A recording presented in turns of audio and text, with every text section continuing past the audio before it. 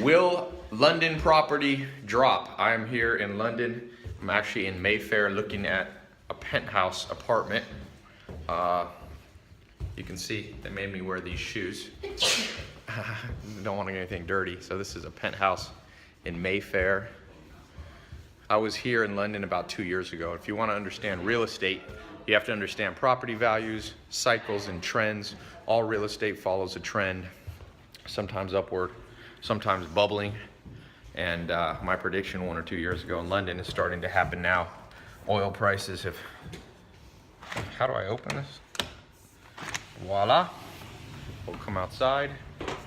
It's got a little, I was just at a place that was badass. It was a 7-floor Chelsea house that had a pool in the basement indoor. This place has 7 floors. So now we're on the 4th floor. Okay, let's go up to the, this is Chelsea. That's the Thames River. Hey, there's the Millennium. There is the Eye, all the famous London area.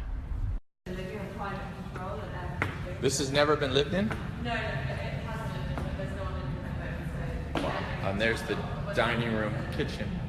This is the best room because it's got a library, it's got a skylight, and it's got a beautiful view of the, not sure what it is, but the Thames. So if you don't know Mayfair, this is over here is where the famous London Bridge is. But anyway, you know, whether you're looking for real estate here in London, I'm getting a second place. I have some places in the US, but I should say second country. I do a lot of business in Europe, so I'm gonna get a place here in London Central. But you don't want to overpay. And one of the things that causes people to overpay for real estate is not understanding trends and cycles. And so one of the ways you can catch trends in real estate is by understanding a simple ratio. The ratio is the price of the property versus the rental cash flow of the property. Now that's only one way to value property, but it's a pretty damn good one.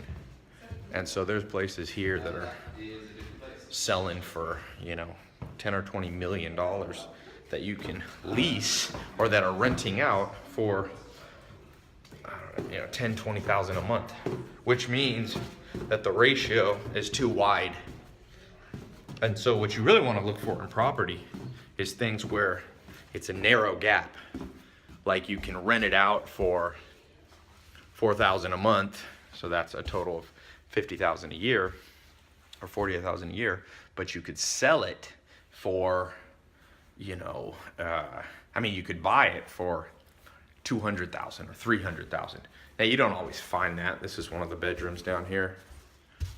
Funny, everything's little in London. Got a mini-me bathroom, a bathtub. It's hard for me to find a place like I have in California, just because they don't have the space here in central London. But it's still nice. It's a little bit more like New York here in London. So when you're looking for property, you want a narrow gap between the rental income, even if you don't want to rent it out. This is nice. The bedroom has a little balcony. Even if you don't want to rent out your property, you should still look at the gap between what you bought it for, or what you could buy it for, and what you could generate in terms of income. All assets, all investments, whether they be stock investments in the you know, a publicly traded company, whether you're buying a business, whether you're buying a car, ultimately values of things are based off the cash flow they can generate. Never forget that. I was reading an interesting book for the book of the day yesterday. Make sure you follow my Snapchat. I post a lot of in-depth stuff there on Snapchat. It's just at Tai Lopez. But it was a book on how the folly of crowds, how crowds often all follow each other. Everybody starts buying, and then everyone buys and buys, and they inflate the price, and then the whole thing comes crashing down. That happened in 1987 in the stock market. That happened in 2001 with prices on internet stocks. That happened in 2008 in real estate. And guess what?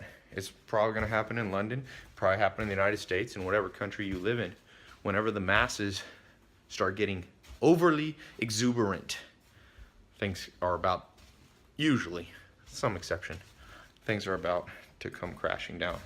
A pretty nice little penthouse, kind of like a house. What do you think? Should I stick with the house or get a cool place to live in London. That's more like, you know, a New York style place. I like London more than New York. I already got a place. I got a few places in the US, but I don't have anywhere in Europe. I'm gonna start with leasing. That way I can, one thing you wanna do before you buy, one of my mentors, Joel Salatin, said, lease for a year before you buy. Get to know the area. Would you agree with that as a real estate agent? Absolutely, certainly one on the rental side. Yeah. You're on the rental side, so you're biased. Yeah, but you rent before you buy, especially a new city. Well, we're gonna go look. Where are we going now, Maya? We're going to Knightsbridge, back to Knightsbridge. This is the posh side of town. Oh, I'm gonna have to go take. How do you look with your germ shoes? Amazing. There we go. Very, very catchy. I gave us a talk here in London. Now I'm headed to Sweden tomorrow. Then Norway. So how many people are on this floor? Not many, right? Just 4. That's good. A lot of London real estate was overseas money coming in, buying it, high oil prices. People were making money in the Middle East, and then they wanted to park the money. What do they call that? That's coming up next month. The big decision in London over how the tax, whether in UK will stay in. referendum. Yeah. Yeah, Brexit. Brexit. So that's going to determine. You think that'll? What do you think the decisions will be that will positively or negatively affect London prices? Do you think if the UK leaves the EU, it'll get better or worse? I think initially it will be slower. What if they stay in the EU? Again, I mean, I think it'll probably slow down fractionally, but I would have thought it would get back on track fairly quickly. Yeah. Yeah. People get scared easily. Exactly, just a bit of uncertainty, really. There we go. It's got a nice lobby. It's near Oxford Street.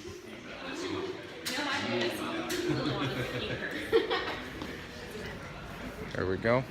Thank you. And this street out here, one of the things, leave as a comment below. What's the ratio between where you live, the purchase price, versus what you would pay to buy it, or if you already own it?